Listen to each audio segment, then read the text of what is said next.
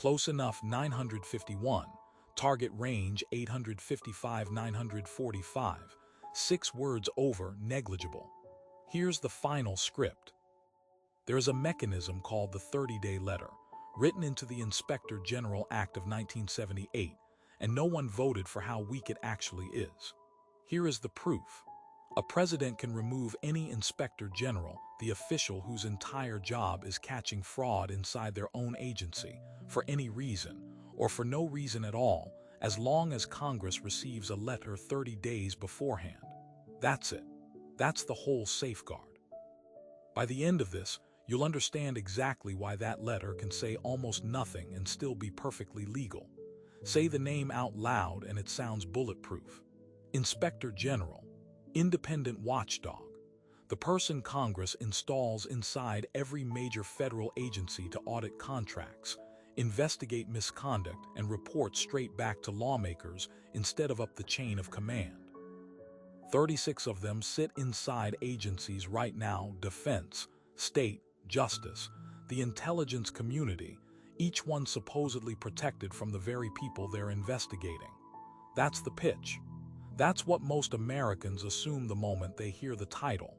It isn't, and the gap between the reputation and the actual statute is the entire story here. Congress built the office in 1978, after Watergate, to answer one question: who watches the agencies from the inside, when the people running those agencies control every promotion, every budget line, every career on staff? The answer was supposed to be someone insulated from that pressure entirely. But when the bill was actually drafted and negotiated, lawmakers gave the president full removal power and called the 30-day waiting period oversight. No cause requirement made it into the final text, no hearing requirement, no confirmation vote to approve the firing, only to approve the original appointment. Just a letter sent to 2 committees that can cite almost anything or almost nothing specific at all. The independence was never written into the removal clause. It was only ever written into the title of the job. Here's who actually controls that letter today: the White House counsel's office, drafting language just specific enough to survive a records request, and nobody else has a hand on it. Congress reads the letter after the decision is already final. Congress cannot block it, cannot delay it, cannot demand a more detailed reason, and cannot vote to reverse it. The committees have no statutory mechanism to undo the removal. They can hold a hearing, they can complain publicly, and that is the entire toolkit available to the branch that supposedly built this safeguard. The Inspector General walks out that same day. A deputy, often hand-picked from inside the very agency under investigation, steps in as acting IG, sometimes for years, holding none of the removal protections the outgoing office holder never really had either. Picture the actual mechanism in motion. An inspector general opens an investigation into a senior political appointee, a real audit, real subpoenaed documents, findings headed toward a public report due in weeks. 30 days before that report is finished, a letter arrives on a committee chair's desk. It cites loss of confidence in the Inspector General's ability to lead the office. No further explanation is required, because none is required by law. The Inspector General is gone before the report ever exists in final form.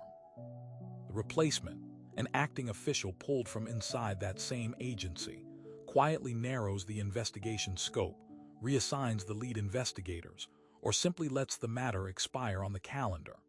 Nothing here breaks a single law. That is not a loophole being exploited around the edges of the statute. That is the statute functioning exactly as it was drafted in 1978, because the people who wrote it chose notice over cause, and no amendment since has ever touched that specific clause. And remember, no one voted on how weak this actually is. They voted on a name that promised the opposite, decades before anyone tested what the name actually guaranteed. Here's the part that should actually worry you. This isn't a workaround someone discovered later. It's completely legal every single time it happens. Every removal carried out under the 30-day letter is textbook compliant with the exact statute Congress itself wrote and has repeatedly declined to fix. Bills requiring cause for removal have been introduced in nearly every session since 2008. Everyone has died quietly in committee, sponsored by whichever party happens to be out of the White House that term and opposed by whichever party currently holds it.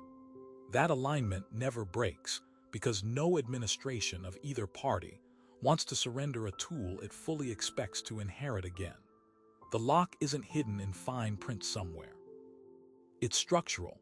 The only body that could add a cause requirement is the same body whose incentives guarantee it never will, term after term, indefinitely, no matter who controls it next. What this means reaches far past 36 offices scattered across the federal government. It means the label independent oversight can sit engraved on the front of a building, while the actual removal clause behind that door says the exact opposite. And both things remain true at once forever, without anyone ever breaking a rule to make it so. If this particular office, created specifically to survive political pressure from the agencies it audits, was built with the political off switch already installed at the moment of its creation, the real question stops being which watchdog gets replaced next.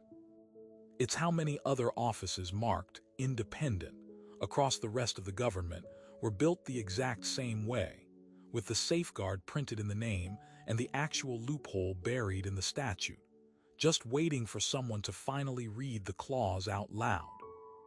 Save to home/jarvisadmin/script ig nobody can fire, txt, 951 words.